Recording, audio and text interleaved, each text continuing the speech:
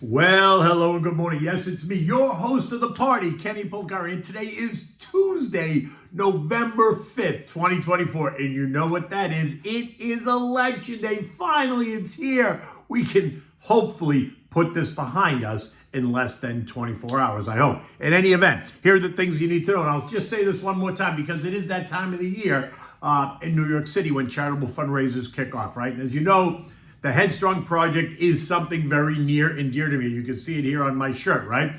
I am the chairman of the advisory board that seeks to raise awareness of the work that we do on behalf of our veterans, right, that suffer from PTS.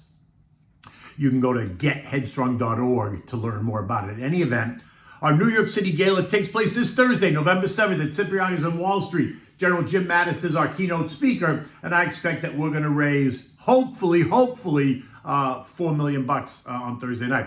If you are considering supporting a charity this year at all, please consider our veterans and the Headstrong Project, right? Give me a call to learn more. I'm happy to discuss what's going on there. It is an unbelievable organization, and we have saved so many lives. In any event, stocks churned ahead of today's election. Both candidates making a last-ditch effort to sway voters one way or the other. Bonds yesterday did rise, but look, they've gotten beaten up over the last 6 weeks, so a little bit of it is just a bounce. Oil, it is up sharply, and gold just churning as it awaits a decision and a result. The Fed is set to announce a 25 basis point rate cut on Thursday. Nikki T confirmed that in today's Wall Street Journal. And what do we have for dinner tonight? We're having the yummy brisket. Oh my God, so delicious. Look, stocks struggled to gain momentum on Monday while bonds rose amid heightened anxiety over the tight U.S. presidential race and the upcoming FOMC rate decision that is happening on Thursday. Polls are showing a closer contest between Trump and Harris, while the betting markets have gone from definitely Trump to I'm not so sure anymore. All this as the clock ticks. Investors, traders, and even the algos opted for caution. All right, fearing potential election disputes could lead and will prolong the vote count. Recall the 7 swing states have already prepared us for days of waiting, only adding to the market volatility. Bond prices rose, causing yields to decline. The dollar dropped, Bitcoin fell, and DJT, the stock, continues to be erratic, all while the VIX was all over the place, causing stocks to remain under some pressure. At the end of the day, the Dow gave up 260 points. The S&P lost 16. The Nasdaq lost 60. The Russell added 9 points. The small and mid caps added 9 points. The transport saw 64, and the equal-weighted S&P added 7 points.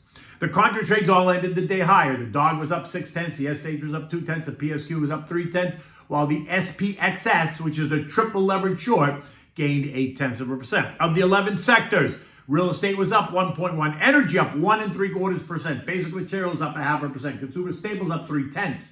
The other 8 sectors were all lower. Utilities got crushed, down 1.2%, financials down 8%, healthcare down 0.7, consumer discretionary communications down 0.3, while industrials and tech were down just about 0.1%. The value trade SPYV lost 0.2, while the growth trade SPYG gave up 0.3. Metals and miners gave up half. Semis lost 0.6. Aerospace and defense gained 0.3%. Now, besides the election, we've got the FOMC meeting on Thursday. So what will JJ do? Can he cut? Will he cut? Does he need to cut? All questions that we need to ask. My gut says that he shouldn't cut, that we don't need a cut. But the markets are expecting a 25 basis point cut. And this morning, it's clear. Nikki T of Wall Street Journal fame, the deep throat for the Fed when they can't talk, has a front page article. Actually, it's on page 2 that runs with this headline. The Fed is on track for a 1/4 point rate cut. And there you have it. He has confirmed the message that the Fed wants to deliver on Thursday. Remember, they're in blackout mode, so they're unable to speak to the media, so they do it through Nikki. And Nikki notes that inflation is making continued progress towards their 2% goal. But he's worried about the labor market. So there should be no more speculation about what's going to happen on Thursday. The question now is, what is the terminal rate? Where are they looking to take it? Is it 4.5%? Is it 4.25%? Is it less than that? No matter what it is, we are now solidly in a new monetary policy phase. And if this keeps up, then we can expect rates to be less restrictive over time, or at least that's what they want us to believe. Now, I'm not sure just how they can say that, since both sides have promised to spend more money and inflation is expected, confirmed by both the CBO and our friends at Goldman, to raise its ugly head again, right? The excitement's going to be what JJ says about the next meeting. Is he leaving the door open? Will he comment on Friday's disastrous NFP report? And then we still have 40% or so of the S&P companies that have yet to report over the next 2 weeks, so it is complicated. In the end, they're going to point to a cooling labor market as the reason for the push on rates to go lower. I would argue that the labor market is not cooling as fast as they suggest, but look, I'm not on the FOMC. On the economic front, last week we learned that GDP grew at plus 2.8%, a bit below the expectation, but still healthy enough considering the weakened consumer continues to spend, defying expectations of a slowdown. Yesterday, factory orders and durable goods orders reflected weakness, while today's services PMIs are expected to remain in expansionary territory, and we are a services economy, so that is important. So it is a mixed bag, but that also might suggest that rates at current levels are not restrictive at all. Thus my call to do nothing. Bond prices rose, the TLT and TLH gaining 1.5% and 1.3% respectively, and this sent yields a bit lower. This morning, the 2 years yielding 4.17%, the 10 years yielding 4.3%. Recall that these yields have done nothing but go up ever since JJ cut rates by 50 basis points 2 months ago. Now, does that suggest confusion in the bond market, or does it just suggest that the Fed is doing the wrong thing? Well, we're about to find out. Oil, that continues to rally. Yesterday it rose by 3.2%, and this morning it's up another 0.3%, all on the idea that the tensions are rising across the Mideast, where Iran is expected to attack Israel in the weeks ahead, all while the Saudis have declined to increase production. This morning oil is trading at 71.75, smack right in the middle between trendline support down at 70.10 and trendline resistance up at $73. So we're smack right in the middle. Now this week, China's Standing Committee of the People's Congress is in session, and they're expected to approve additional stimulus to help boost their slowing economy, and many say that that is going to help create demand for oil. In my mind, the next move in oil is going to be driven by what happens in the Mideast, right?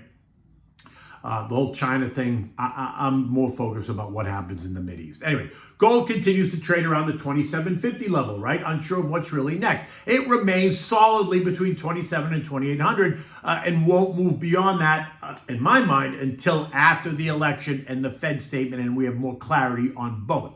Eco data today includes the ISM Services PMI of 53.3, which is expansionary.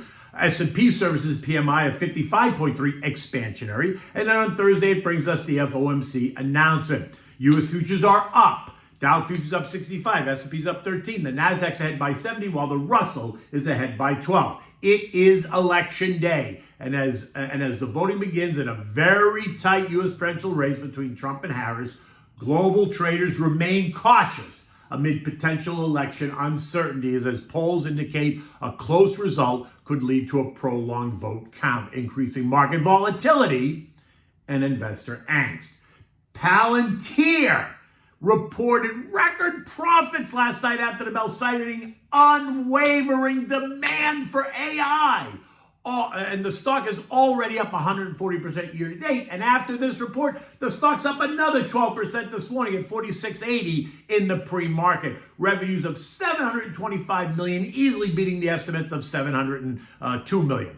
And their outlook is strong. But nobody should be surprised. Nearly every analyst and strategist has been singing about Palantir for months now. Wedbush analyst and my friend Dan Ives has absolutely nailed it. And this morning, he's upping his price target to $57, which is up another 20% from where it is today. And that would bring it up to 140, 160% if it does it by year end.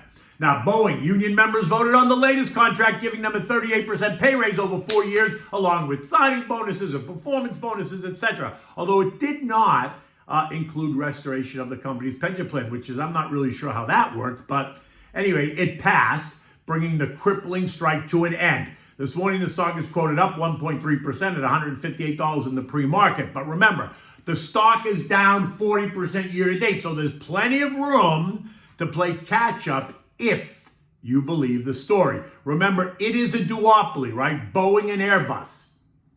And if you can believe that the U.S. government is not going to let Boeing go down the drain, unless, of course, Elon joins in this fun, much like they didn't let GM go down the drain, then maybe it's an opportunity to look at Boeing. I've never owned it. I don't own it, just FYI. Remember, no matter what happens today at 1600 Pennsylvania Avenue, what might be even more important is what happens in Congress. In fact, it is more important. If it remains divided, then we have gridlock, something that the market loves. But if we get a sweep in either direction, it is surely going to mean a new round of uncontrolled spending on either side, as both sides have promised to ramp it up. The only thing is going to be that Republicans are going to accompany that with less regulation and less taxation, while the Democrats will use more regulation and more taxation. So you need to pick your poison.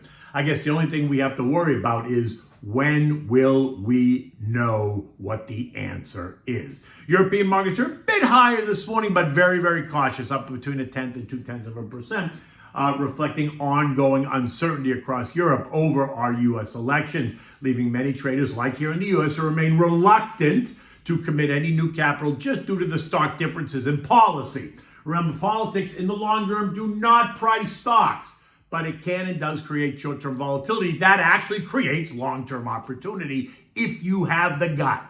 The S&P closed at 5712, down 16 points. Last week we traded down 2 and tested the trend line at 5700. We held. Yesterday we traded back down. We failed to hold it. We traded as low as 5696 before settling higher at 5712. This morning futures are suggesting that we trade a bit higher, but the day can become more erratic as we move through it, and speculation begins to build about how this election is shaping up. I said I would not be surprised to see us test 5,700 2 more times after we tested it last week. Well, we tested it yesterday, so now we have to test it at least one more time to see if it holds. And if it doesn't, it's no reason to panic. Remember, this could be a volatile week. Investors should not be drawn into making any rash decisions, right? Markets can be irrational in the short term, depending on the rhetoric, right? So talk to your advisor if you're concerned about your portfolio, because you need to understand what you own and why you own it. Remember, trendline supports, like I said, are at 5,700, 5,592, and 5,259. A 5,359, excuse me. A move down to the long-term trend line at 5,359 is only a 6.5% move from here, and well within what's considered normal. So we'd have to trade all the way down to 5,295 to suffer a 10% correction off the October high of 5,878. So for me, that's the key number that you want to watch. Anything else is just considered normal. This morning, the VIX is down a half a percent at 2188, and that suggests less fear. The level to watch on the VIX is 2345. A move up and through that is going to see the VIX surge, right? Because it'll be rising fear and stocks will fall. Barring that, we may just see more churn as we move through the day. My guess is that once the election is over and the winners, both in the White House and in Congress, are determined, then investors can focus back on what the economy is expected to do under either administration. Successful investing, remember, is a marathon, not a sprint, right? You can go to my written blog. You can click on the link in there. You can send me a message, put KP in the message box, and I will call you back. Okay, so what do we have at dinner time? We're having delicious brisket. Oh my God, so good. Now for this, you need the brisket. You need onion powder, garlic powder, paprika, you need salt and pepper, you need olive oil, you need brown sugar, you need 2 large onions, carrots, celery, small red potatoes that are sliced in half, you need balsamic vinegar, you need red wine, you need 2 heads of garlic, right? You want to preheat your oven at 325 degrees so it's ready when you need it. You want to start by seasoning the brisket with all the dried seasonings and the brown sugar. Then you're going to add a little bit of olive oil on it. You're going to massage it all around on both sides, and then you're going to just set it aside and let it rest for 30 minutes, just sitting there in a pan, right? Now, while that's happening, you just cut up your veggies, your celery, your carrots, your onions, set those aside.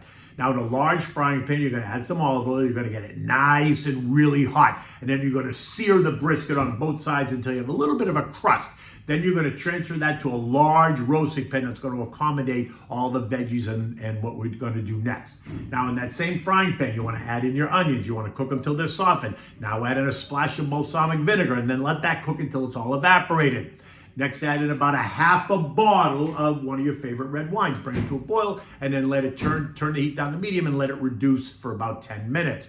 While that's happening, place the carrots, the celery, and the potatoes that you cut in half all around the brisket. Cut off the tops of the garlic bulbs and then place those in the roasting pan as well. Soak them. Don't overdo it. Just soak the garlic bulbs with some olive oil so that they roast and they get nice and sweet in the oven. Pour the onions and the wine over the whole thing. Cover it really tightly and put it in the oven and let it cook for 3 hours. Now, after 3 hours, pull it out. Remove the cover. Turn the heat up to 400 and cook it for another 15 minutes or so. Then remove it, let it rest for 5 minutes, and then place it in a serving platter with all the vegetables around it, and just let your guests tear it apart, right? Because it shreds so easily. If you got 2 forks, leave 2 forks there on the serving platter. Let your guests come over. They can shred it. They can put a little bit on their plate. They can take some of the veggies. Oh my God, so delicious. In any event, it's kind of a cloudy day here in South Florida as the day gets started. New Hampshire is already, those 6 people in New Hampshire have already voted, and it was a split vote. 3 for Trump, 3 for Harris. And so is that indicative of what we're going to see around the rest of the country? In any event, until tomorrow, take good care.